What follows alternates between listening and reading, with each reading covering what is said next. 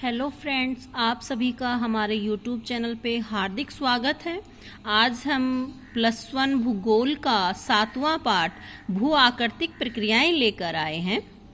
इसमें अंतर्जनिक और बहिर्जनिक बल क्या है। अंतर्जनिक बल उस बल को कहते हैं जब हमारी धरती के अंदर जो आंतरिक हलचलें पैदा होती हैं। बहिर्जनिक बल वो बल होता है जो धरातल पर हमें महसूस होता है। भूआकृतिक जो प्रक्रियाएं हैं धरातल के पदार्थों पर अंतर्जनित और बहिर्जनिक बलों द्वारा भौतिक प्रतिबल और रासायनिक क्रियाओं के फलस्वरूप भूतल के विन्यास में होने वाले बदलाव को भूआकृतिक प्रक्रिया कहते हैं। अब ये भूआकृतिक प्रक्रिया दो प्रकार की हैं, एक अंतर्जनिक प्रक्रिया और एक बहिर्जनिक प्रक्रिया। अंतर्जनिक प्रक्रिया पृथ्वी के अंदर से निकलने वाली ऊर्जा से पैदा होती है। पृथ्वी के अंदर की मुख्य जो ऊर्जा है रेडियोधर्मी क्रियाओं से, घर्षण संबंधी, ज्वारीय घर्षण और पृथ्वी की अर्ध ऊष्मा से उत्पन्न होती है, जिससे भूखंड ऊपर उठने लग जाते हैं, पर्वत, पठार, मैदान वगैरह बनते हैं। बहिर्जनिक प्रक्रियाएं वे प्रक्रियाएं हैं जो धरातल के ऊपर उठे भागों को काट छांट कर घिस कर अनेक समतल पदार्थों का काम कर देती हैं। अब इसमें हम अपक्षय, वृद्धक्षरण, संचलन, अपर्दन, परिवहन, निक्षेपण को शामिल करते हैं। अब हम पढ़ेंगे अपक्षय। अपक्षय क्या है? किसी भी चट्टान का भुर भुर कर नीचे गिर जाना अपक्षय कहलाता है। अपक्षय 3 प्रकार का होता है, रासायनिक अपक्षय, भौतिक और यांत्रिक अपक्षय और तीसरा जैविक अपक्षय। अब हम बात करते हैं रासायनिक अपक्षय की। रासायनिक क्रियाओं द्वारा चट्टानों का घुलना रासायनिक अपक्षय कहलाता है। इसे भी हम कई भागों में बांट सकते हैं। पहला है विलयन। सॉल्यूशन की अगर हम बात करें, शैलों के खनिजों का जल या अम्ल में घुल जाना विलयन कहलाता है। अब जल के संपर्क में आने से अनेक ठोस पदार्थ विघटित हो जाते हैं और निलंबित अवस्था में जल में मिल जाते हैं। शैलों में नाइट्रेट, सल्फेट और पोटेशियम जैसे घुलनशील खनिज विलयन प्रक्रिया द्वारा सबसे ज्यादा प्रभावित होते हैं। ये प्रक्रिया उन क्षेत्रों में होती है जहां बारिश ज्यादा हो। दूसरा है कार्बोनेशन। जल में घुली कार्बन डाइऑक्साइड गैस की मात्रा अपने संपर्क में आने वाली चट्टान के खनिजों को कार्बोनेट में बदल देती है। इसे कार्बोनेशन कहते हैं। जैसे आप इस डायग्राम में देख सकते हैं, चूने की चट्टान पर कार्बोनेशन किस प्रकार हो रहा है। हाइड्रेशन, जल योजन। जल योजन रसायनों में जल का योग है और शैलों में कुछ खनिज ऐसे होते हैं जो जल को अवशोषित करके अपना आयतन लगभग 2 गुना कर लेते। आगे है ऑक्सीकरण या न्यूनीकरण।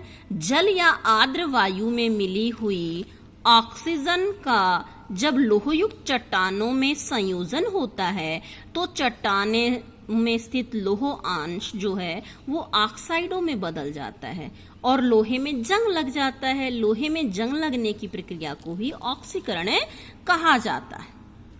अगला हमारा अपक्षय है भौतिक अपक्षय।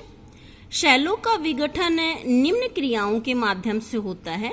पहला है इसमें भार विहीनीकरण या दाब मुक्ति। जब किसी चट्टान के ऊपर बहुत ज्यादा दबाव होता है और ऊपर वाली चट्टान का अपर्दन हो जाए और नीचे वाली चट्टान दाब मुक्त हो जाए तो उसके अंदर दरारों में ऑक्सीजन और पानी भरने से उसमें दरारें बढ़ जाती हैं और अपक्षय होना शुरू हो जाता है।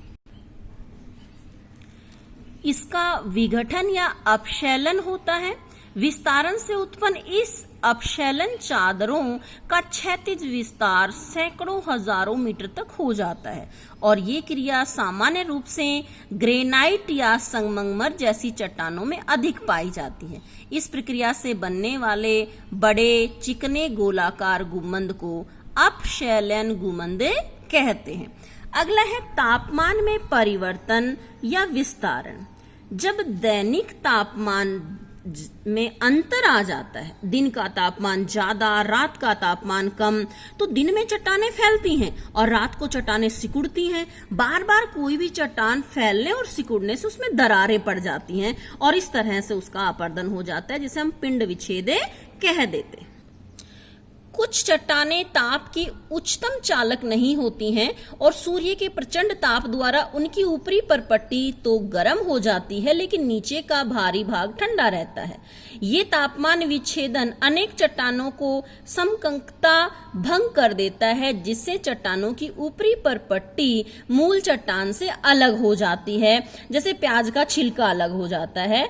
चट्टान से अलग होने पर छिलकों जैसी ये परतें टूटकर चूर चूर हो जाती हैं और चट्टानों के टूटने का ये रूप पल्लवीकरण या अपशैलकन कहलाता है। आप इस डायग्राम में इन्हें देख सकते हैं। आगे है हिमकरण या पिंगलन और तुषार बेजिंग। जब उच्च अक्षांशीय क्षेत्रों में, जो ध्रुवीय क्षेत्र हैं, वहां पर दिन में जब बर्फ का पानी पिघलता है तो वो दरारों में इकट्ठा हो जाता है और रात को जब तापमान हिमांक से नीचे चला जाता है तो वो पानी बर्फ में जम जाता है। वैज्ञानिकों के अनुमान के अनुसार 9 घन सेंटीमीटर जल जमने के बाद 10 घन सेंटीमीटर जगह घेरता है। इससे चट्टानों का प्रति वर्ग सेंटीमीटर 15 किलोग्राम का प्रतिबल पड़ जाता है। अब बार बार जल के जमने और पिघलने से बर्फ का दबाव चट्टान पर पड़ता है और चट्टान के बीच में जो दरार है वो बढ़ जाती है, जिससे अपक्षय हो जाता है। आगे है लवण अपक्षय। शैलों के रंध्रों में जमा हुए खारे पानी के वाष्पीकरण से नमक के जो क्रिस्टल बन जाते हैं, तापीय क्रिया, जलयोजन और क्रिस्टलीकरण के कारण ये लवण फैलते हैं। कैल्शियम, मैग्नीशियम, पोटेशियम, बोरियम जैसे लवणों के आयतन के फैलाव की प्रवृत्ति पाई जाती है। जैसे जैसे इन क्रिस्टलों का आकार बढ़ता है वैसे ही चट्टान पर ये दबाव ज्यादा डालते हैं और अपक्षय हो जाता है। तीसरा हमारा अपक्षय का प्रकार है जैविक अपक्षय। जैविक अपक्षय जीवों की वृद्धि या संचलन से पैदा होता है। बिलकारी जीव, कीड़े मकोड़े और जंतुओं की सैकड़ों प्रजातियां ऐसे हैं जो चट्टानों पर दबाव डालते हैं। ये जो चींटियां हैं, केंचुए, चूहे, लोमड़ी, गिद्दड़, बिच्छू, गिलहरी या प्रेरी कुत्ते आदि, ये चट्टानों पर बिल बनाकर रहते हैं, जिससे उनमें अपरदन होता है। मनुष्य भी अपक्षय करता है। जैसे हम देखें, मनुष्य अपक्षय में आर्थिक क्रियाओं में वो सुरंग खोद रहा है, कुएं खोद रहा है, झीलें, नहरें, बांध, भट्टे, कारखाने आदि बनाता है, जिससे वो किसी न किसी तरह पहाड़ों या चट्टानों को तोड़ता है। वनस्पति भी अपक्षय में सहायक है। पेड़ पौधों की जड़ें चट्टानों की दरारों में प्रवेश करके उन्हें चौड़ा कर देती हैं और इससे न केवल चट्टानें टूटती हैं बल्कि हवा और जल के भीतर जाने का रास्ता बना देती हैं। इससे चट्टानों का रासायनिक अपक्षय बढ़ जाता है। ये था हमारा अपक्षय का टॉपिक, जिसे हमने 3 भागों में बांटा: रासायनिक अपक्षय, भौतिक अपक्षय और जैविक अपक्षय। अगर आपको हमारा वीडियो अच्छा लगे तो इसे लाइक और सब्सक्राइब जरूर करें। अगले वीडियो में हमें मास मूवमेंट लेकर आएं।